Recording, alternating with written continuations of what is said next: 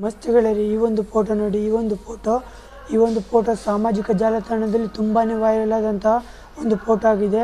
ಏನಕ್ಕೆ ಈ photo viral ಆಯಿತು ಅಂದರೆ, ಈ ಒಂದು ಫೋಟೋ ಸೂರ್ಯನು ಬೆಳಗಿನ ಜಾವದಲ್ಲಿ ಉದಯಿಸುವಂಥ ಸಮಯದಲ್ಲಿ 145 ಮೆಗಾ ಪಿಕ್ಸೆಲ್ ಕ್ಯಾಮ್ರಾದಲ್ಲಿ ಕ್ಲಿಕ್ ಮಾಡಿರುವಂಥ ಫೋಟೋ.